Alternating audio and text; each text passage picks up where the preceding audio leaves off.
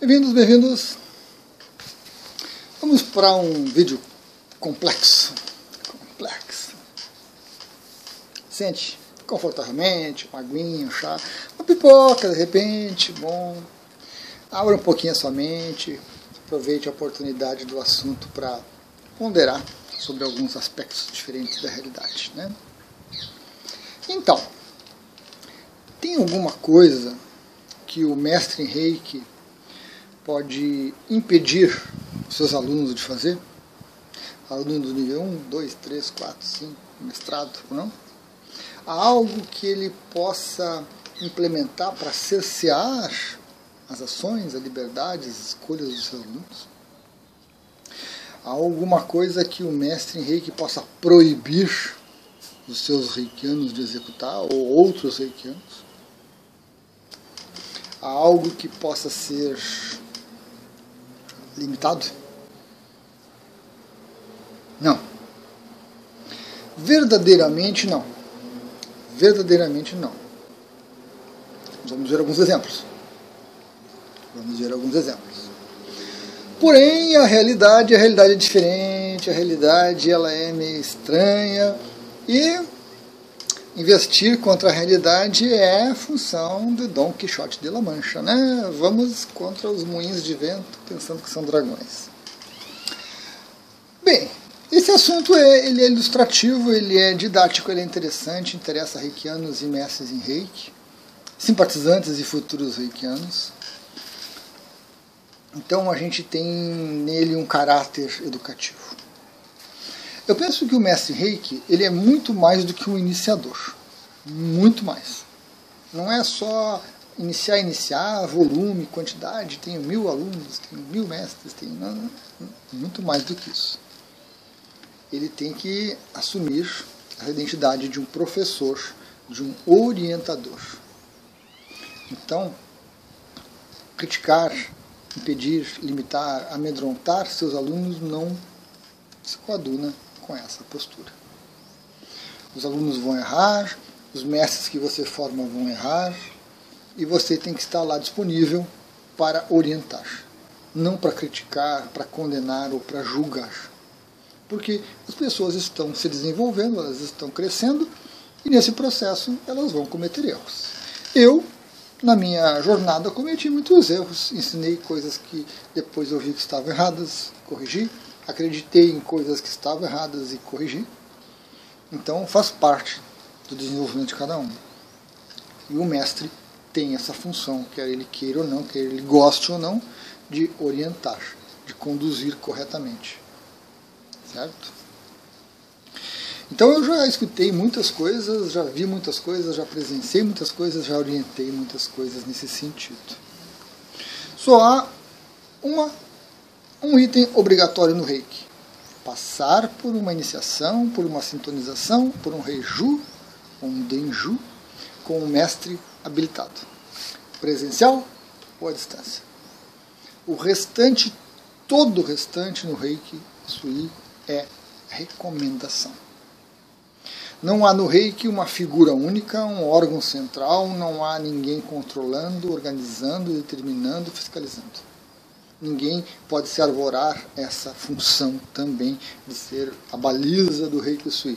Eu determino, o que eu acredito é certo e o restante está errado. Não existe isso. Para o bem e para o mal. É bom porque o Reiki fica livre, porque o Reiki traz abertura, porque o Reiki tem uma penetração em crenças e culturas as mais variadas. É ruim porque as pessoas inventam demais, se iludem demais, criam coisas indevidas demais e a gente se perde.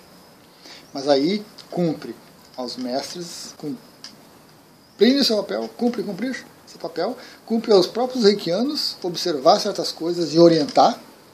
Né? Não julgar, condenar e criticar e xingar, como a gente vê no meio reikiano, que é muito ruim, né? Agressividade. Não. Com gentileza, com compaixão, orientar. E se o outro não quiser, o outro quiser continuar na ilusão dele, paciência. Né? Como esse assunto que eu estou colocando hoje aqui no vídeo, eu vou orientar. Se você quiser agir diferente, tranquilamente. Então, o mestre em Reiki, ao formar seus alunos, ao formar seus próprios mestres, ele forma e libera eles.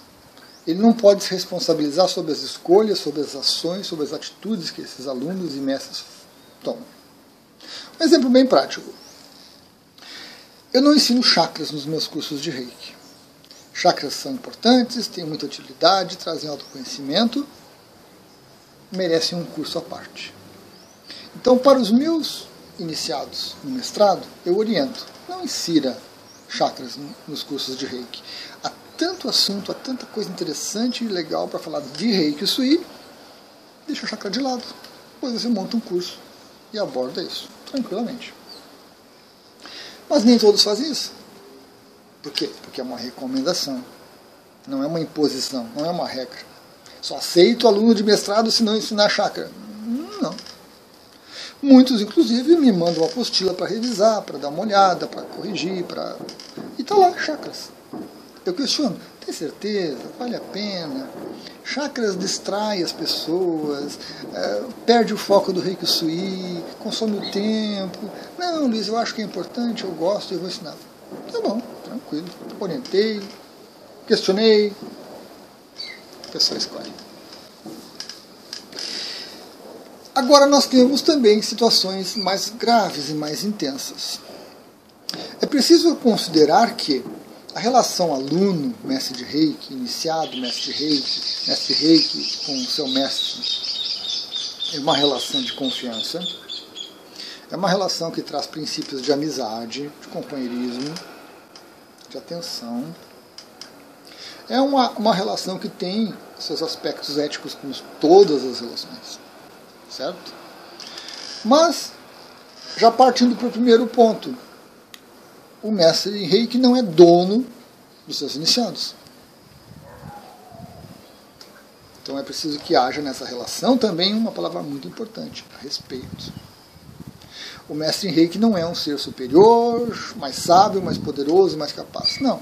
É apenas alguém que domina uma técnica, que detém um conhecimento, que está disponível para outras pessoas também. Ele pode ter uma experiência que as outras pessoas também vão adquirir. Então ele não é superpoderoso, não é uma divindade, não é um semideus, não é um guru. Nada disso. Mas é uma figura importante, central dentro do Reiki Sui. É o responsável por conduzir, orientar os iniciados. Então essa relação é muito importante. Quando o mestre Reiki quer se apropriar dos alunos e usa medo, ameaças, retenção de conhecimento, isso é muito ruim. Então, você encontra por aí mestres que não ensinam as coisas, que ensinam mal, que seguram, que ameaçam os alunos. Se você tiver a ousadia de se iniciar com outro mestre, procurar um outro curso com outro mestre, acabou comigo. E eu ainda vou amaldiçoar você para que a sua vida não dê certo.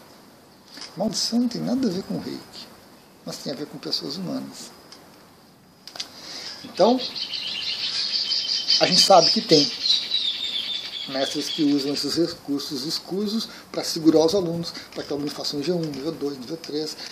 Quando chega o mestrado, ele segura, porque ele não quer concorrência, ele quer dominação, ele quer ser prepotente, ele quer estar acima, ele quer a plateia. Então isso ocorre e é péssimo. É péssimo. Fuja desses mestres. Fuja. Busque outros. Ah, Luiz, mas eu fiz um... Procure outro. Esses mestres que seguram você, que prendem você, que criam grupos fechadinhos, que só eles falam, que só eles ensinam, que só eles detêm o conhecimento, é uma situação ditatorial, é uma situação muito ruim. Então, não é uma situação ideal, não é uma situação verdadeira, mas que acontece. Na realidade, está aí. Nós encontramos muitos mestres assim. Nenhum mestre pode retirar o que foi dado. Você foi iniciado, foi iniciada, você foi nível 1, mestrado, não importa. O mestre não pode ameaçar você de tirar de volta a iniciação. Isso não existe, gente. Não tem como desfazer uma iniciação. São tantas as mudanças, são tantas as alterações energéticas que acontecem em você, que não existe o mestre tirar. Existe a ameaça de tirar. Se você me trocar, você perde a iniciação que eu te dei. Não perde. Não perde.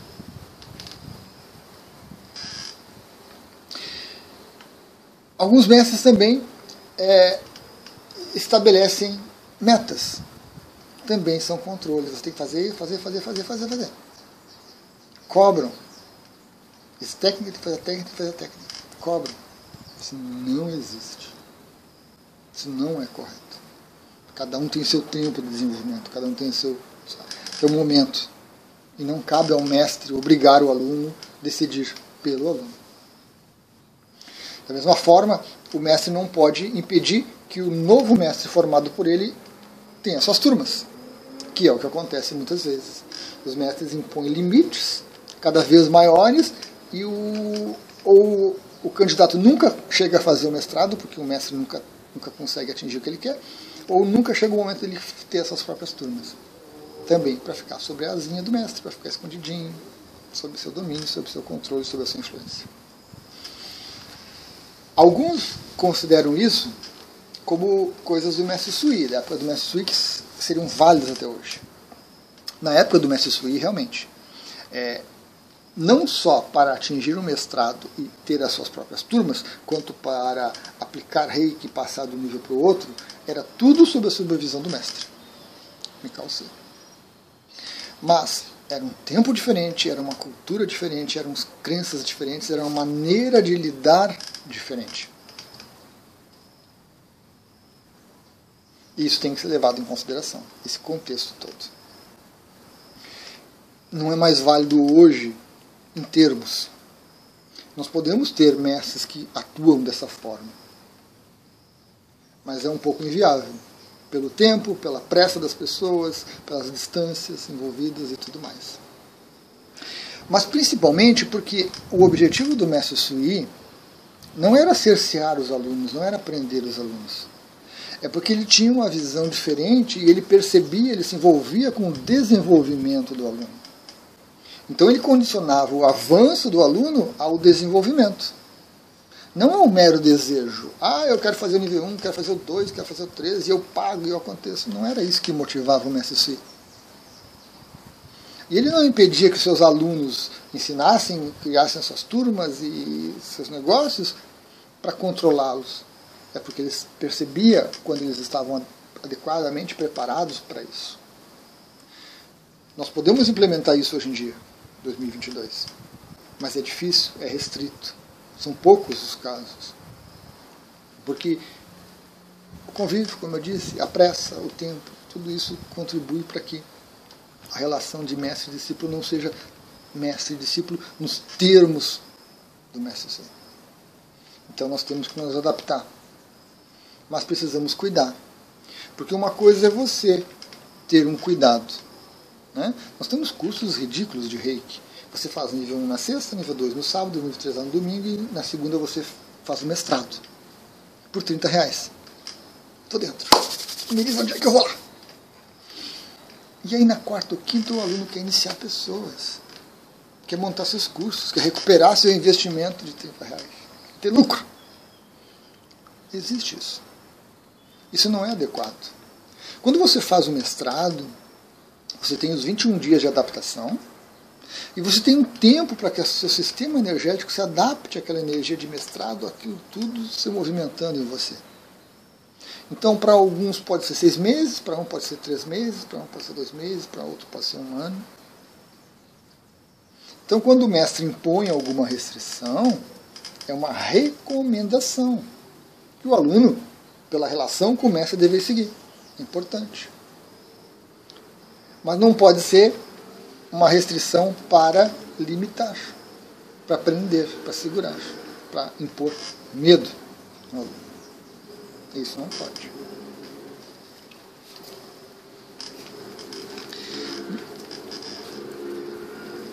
As informações do Reiki Sui são de domínio público já. Elas estão disponíveis na internet. Algumas erradas, muitas certas. Basta você saber pesquisar. Então não cabe também ao mestre impor limitação sobre o que o aluno pode mostrar, ensinar, visualizar, divulgar. É uma atitude equivocada. Isso ocorre com uma linha do Reiki com relação aos símbolos. Os mestres obrigam os alunos a não divulgar os símbolos, a não mostrar os símbolos, a não falar sobre os símbolos em público. O que é uma prática totalmente anacrônica, totalmente ultrapassada. Isso é válido dentro de algumas tradições, isso é válido dentro de um contexto cultural, isso é válido dentro de um cuidado com certos conhecimentos.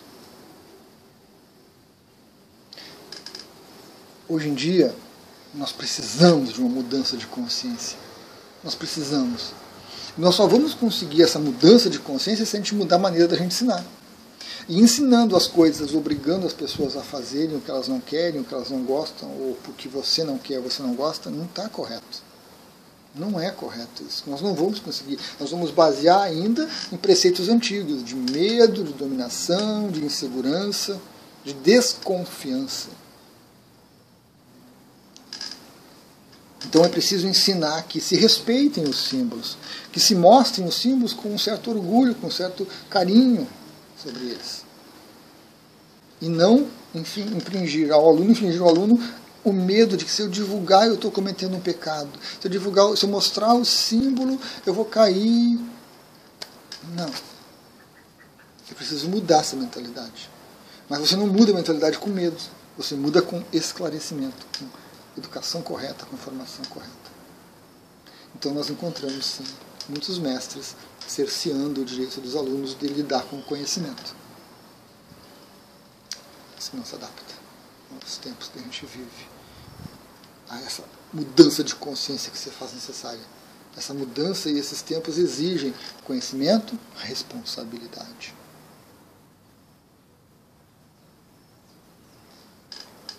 É importante, então. Tem mestres que não gostam da iniciação à distância. Então esses mestres podem recomendar que seus alunos não façam a iniciação à distância. Perfeitamente. Impedir ou obrigar, de forma alguma. De forma alguma. Porque é uma preferência pessoal. Não existe uma razão lógica para a iniciação à distância não funcionar. Ela pode ser mal feita, ela pode deixar a desejar, ela pode ter um monte de problema. Assim como a iniciação presencial tem um monte de problema. Mas ela funciona. Não tem uma razão lógica para isso. Nenhuma razão racional. Existe preferência. Então, os mestres podem afirmar assim, olha, os meus alunos não... Eu recomendo que não façam iniciação presencial porque eu não gosto, por isso. E pronto. Seria um ato de grandeza do mestre. Um ato de reconhecimento. Tem um monte de vídeos sobre a iniciação à distância funcionar. Até hoje não teve um argumento para que isso fosse verdadeiro. Não teve.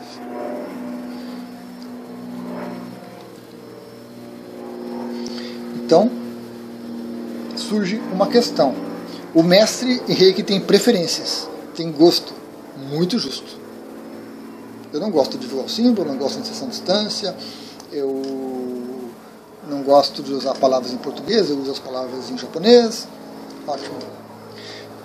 E eu recomendo que os meus alunos façam isso. Mas eu não posso obrigar os meus alunos a fazer isso. Há uma diferença imensa entre você obrigar eles, condicionar eles, forçar e você recomendar. E você recomenda os argumentos que você gosta. Fantástico. Gostaria que mais e mais mestres em Reiki agissem dessa forma. Com essa recomendação, com esse cuidado, com esse carinho com seus alunos.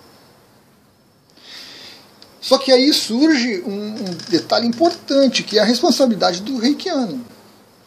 A responsabilidade do reikiano, ou do simpatizante, futuro reikiano, que a gente tem que contextualizar bastante, porque quando você chega no Reiki, você não tem a dimensão correta disso tudo. Você não tem essa ideia completa e... né?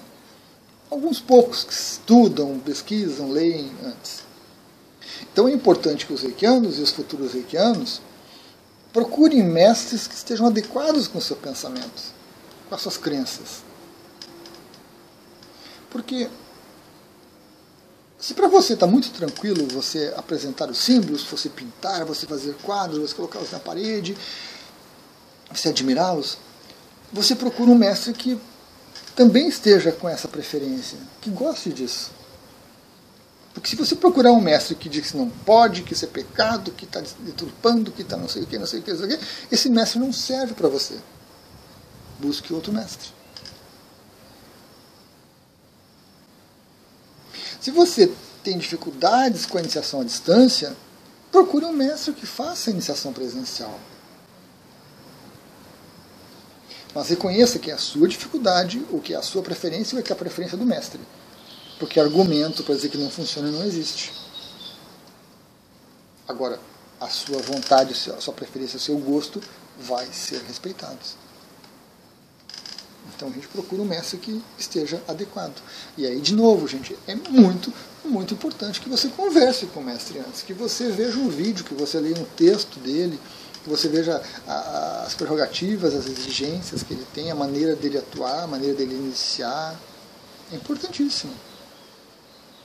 Porque senão, você está lá no meio do curso e aí você descobre que o mestre tem uma preferência pessoal lá que não bate com você. Aí é muito difícil você abandonar o curso no meio, fica um clima ruim, fica uma situação ruim. E às vezes também fica muito dolorido, muito difícil você prosseguir e ser iniciado daquele jeito. Cria-se uma situação constrangedora para ambos que poderia ser evitada.